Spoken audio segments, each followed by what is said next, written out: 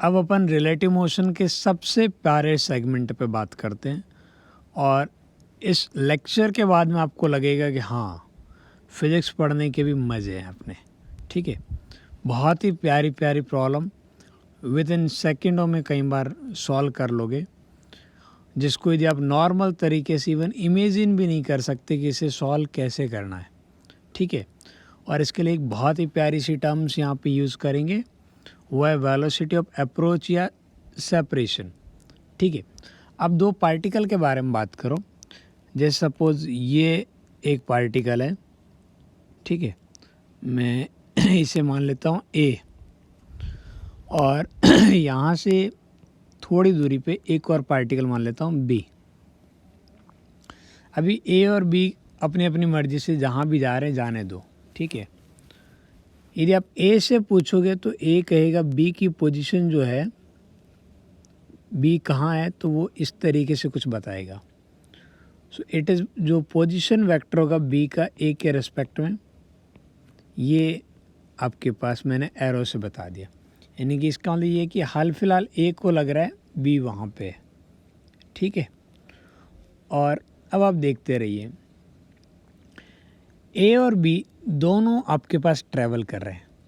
दोनों के बीच की सेपरेशन, यानी कि दोनों के बीच ये जो पोजीशन वेक्टर है उसकी न्यूमेरिकल वैल्यू यदि कम हो रही है, ये जो पोजीशन वेक्टर लिखा है मैंने, position vector of B with respect to A, इसका जो मैग्नीट्यूड है न्यूमेरिकल वैल्यू यदि डिक्रीज हो रही है तो आप बोलोगे ए और बी एक दूसरे के पास आ रहे हैं।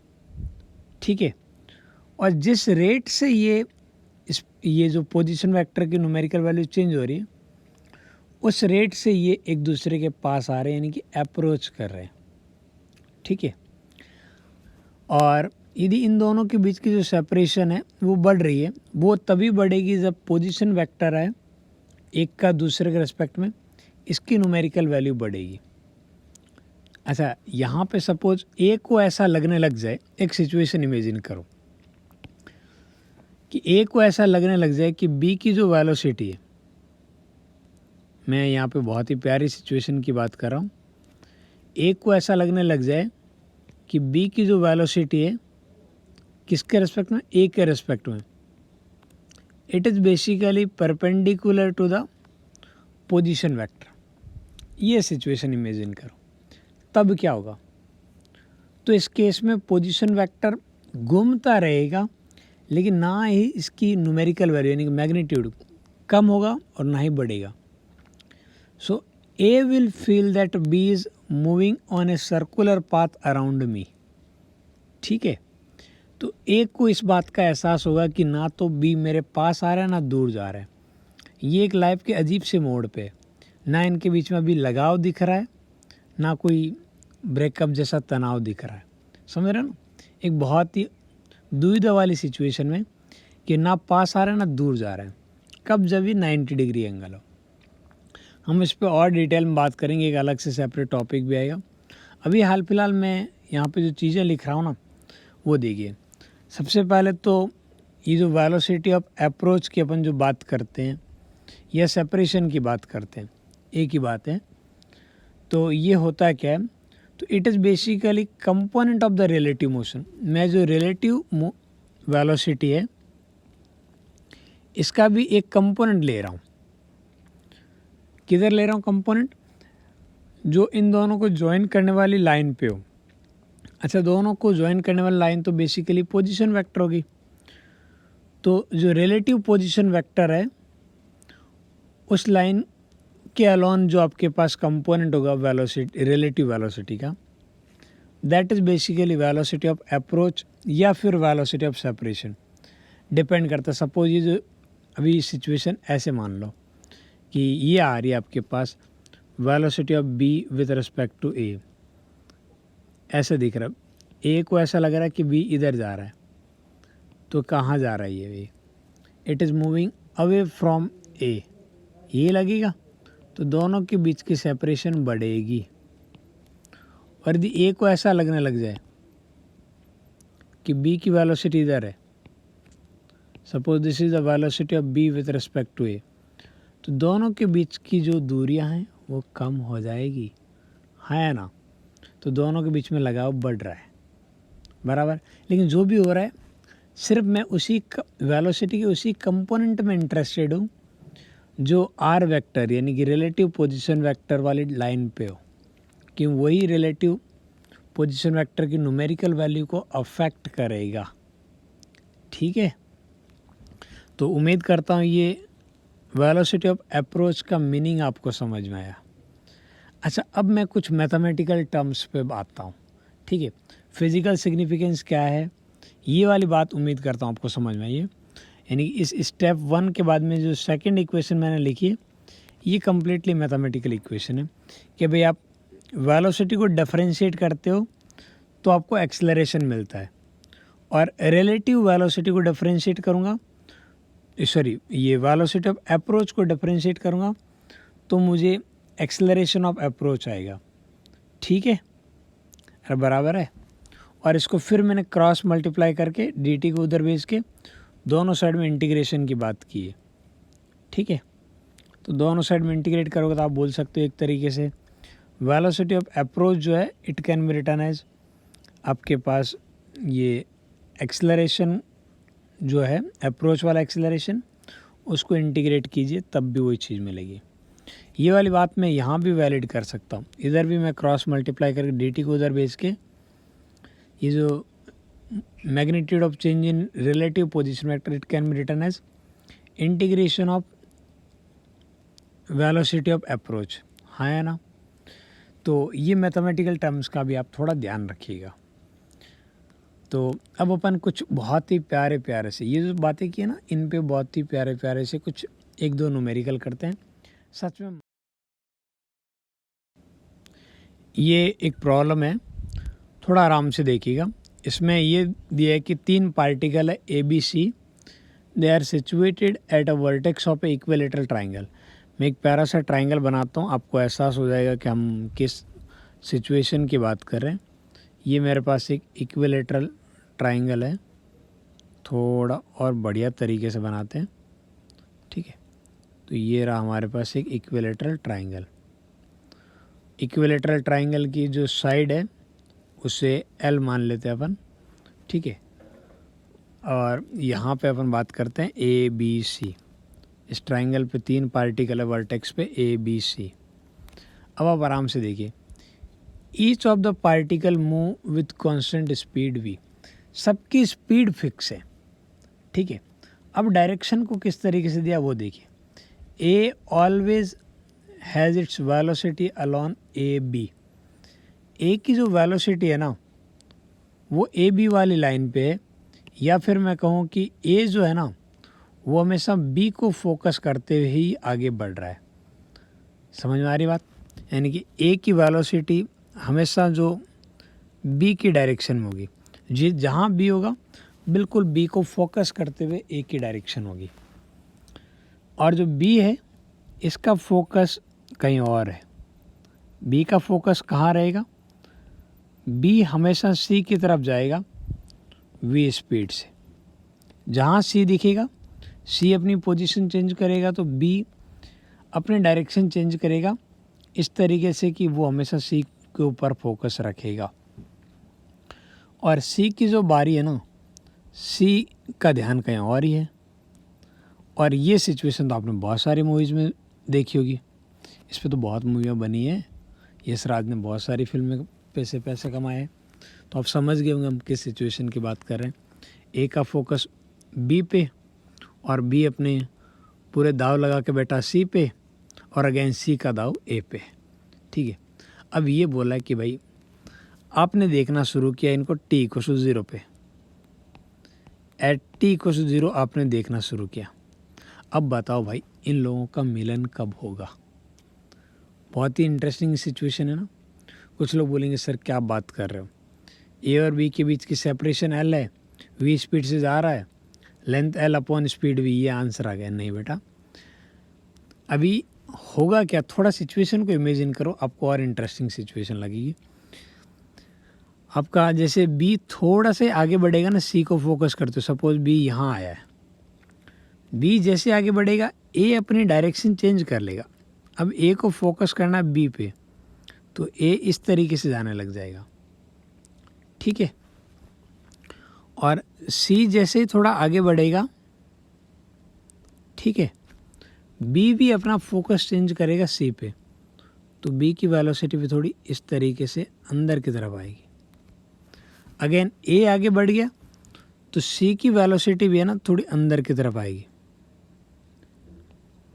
तो इस तरीके से ये धीरे धीरे आपके पास ये जो ट्राइंगल है ना, इस ट्राइंगल की लेंथ छोटी होती जाएगी।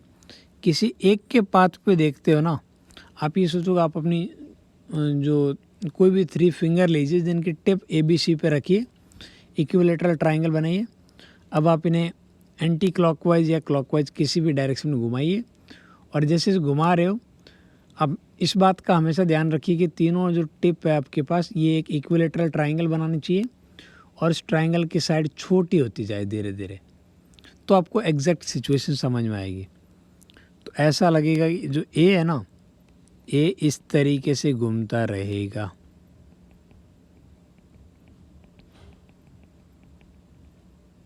ठीक है। ऐसा नहीं कि ए अकेला घूमेगा, बी भी घूमेगा। हर एक मोमेंट पे ABC तीनों एक ट्राइंगल ही बनाएंगे। हाँ, उस इक्विलेटरल ट्राइंगल की जो साइड है वो टाइम के साथ कम होती जाएगी।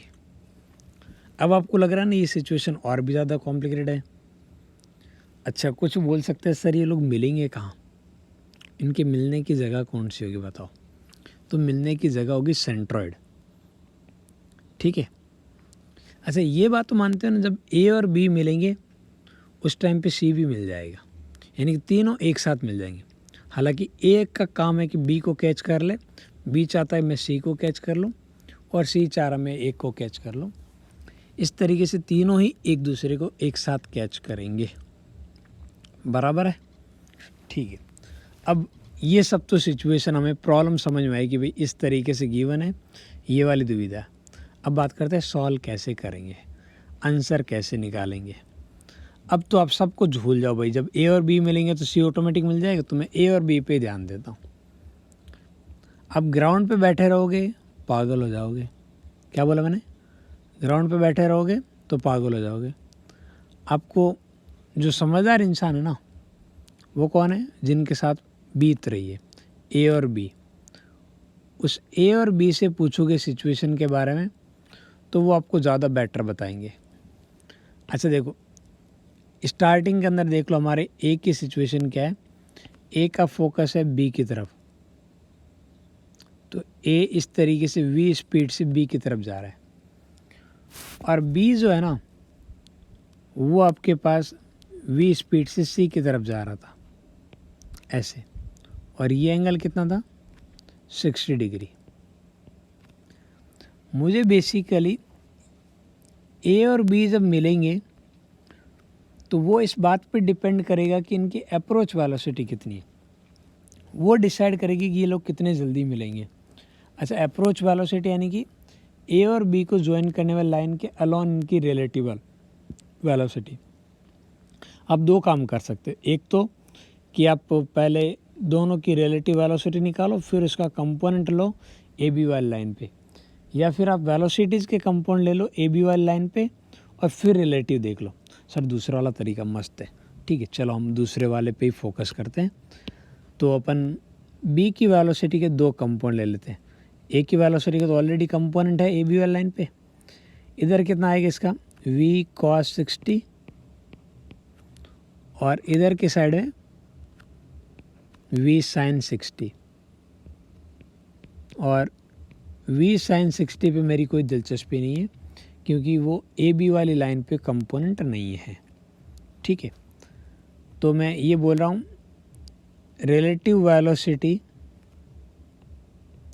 अलॉन ए बी वाली लाइन पे रिलेटिव वेलोसिटी या रिलेटिव स्पीड वो कितनी है? अच्छा, cos 60 की वैल्यू होती है 1/2, तो ये हो गया v/2। अच्छा देखो, v और v/2 अपोजिट में, तो रिलेटिव में ऐड हो जाएंगे। v और v/2 कितने हो जाएंगे आपके पास? 3v/2, यही होंगे, तो ये आ जाएगा 3v/2। अच्छा, टाइम की बात करनी है, देखो मैं टाइम कैसे लिख रहा हूँ कितने टाइम बाद मिलेंगे, तो मैं बोलूँगा time can be written as, आपके पास ये जो रिलेटिव सेपरेशन है, रिलेटिव सेपरेशन या separation between them divide by approach speed, ठीक है। दोनों के बीच की सेपरेशन है L और अप्रोच की स्पीड कितनी है 3v/2, यही है।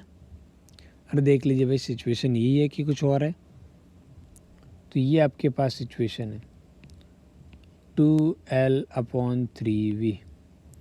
अच्छा, यहाँ पे ये पूछ लिया जाता कि मिलने से पहले ए पार्टिकल कितनी डिस्टेंस कवर करेगा, नॉट डिस्प्लेसमेंट। डिस्प्लेसमेंट पूछा होता तो बहुत आसान था, डिस्प्लेसमेंट तो सीधे ही बोल देते सेंट्रॉइड वाली ये लेंथ, कोई दिक्कत ही नहीं थी, ठीक है। वो तो सीधे L/√3 आ जाते, आप ट्रिग्नोमेट्री लगा देना समझ में आ जाएगा। लेकिन पूछा होता डिस्टेंस कितनी कवर करेगी।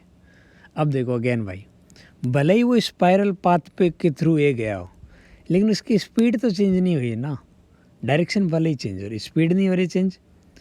तो मैं डिस्टेंस यदि पूछा होता, अभी हालात में पूछा नहीं है, लेकिन यदि पूछा होता डिस्टेंस ट्रैवल बाय ए, तो ए की जो डिस्टेंस है ना वो मैं लिख देता कि भाई ए की स्पीड और कितना मौका मिल रहा है, तो ए की स्पीड v और कितने टाइम तक ए गया तब जाके बाकी लोग मिल पाए, तो वो टाइम है 2L/3v। हाँ या ना, v से v कट गया तो ये आ गया 2L/3। तो this is basically distance travel by A before A B and C meet, ठीक है। उम्मीद करते हैं ये सिचुएशन आपको समझ में आई है। अब एक बिल्कुल आइडेंटिकल सिचुएशन और डिस्कस करते हैं। तो हमारे पास 6 पार्टिकल है ABCDEF, ठीक है। ये आपके पास एक हेक्सागोनल के वर्टेक्स पे है सिचुएटेड, और ये जो आपके पास हेक्सागोनल इसकी साइड में स्मॉल a मान लेता हूँ, बढ़िया है। और आपको बताना है कि कितने टाइम के बाद में ये एक दूसरे से मिलेंगे। सिचुएशन बिल्कुल पहले वाली जैसी है कि ए का फोकस बी की तरफ, ठीक है। इस तरीके से ए आपके पास बी की तरफ ट्रैवल कर रहा है विद स्पीड v, और बी का फोकस सी की तरफ, ठीक है, और सी का फोकस डी की तरफ।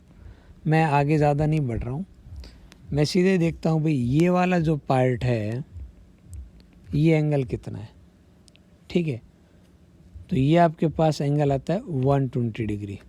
हेक्सागोनल में ये एंगल 120 कैसे होता है ये आप पता कर लीजिएगा, ठीक है। आप थोड़ा सा दिमाग लगाओगे पता चल जाएगा ये पार्ट कैसे, फिर भी ना आए तो पूछ लेना। तो ये एंगल यदि 120 है तो ये एंगल पता लग गया 60 डिग्री। तो v का इधर कंपोनेंट कितना आ जाएगा, v cos 60 degree, that is v/2। अब देखो a और b जो इन दोनों को ज्वाइन करने वाली लाइन है, ठीक है, यानी कि आपके पास रिलेटिव पोजीशन वेक्टर,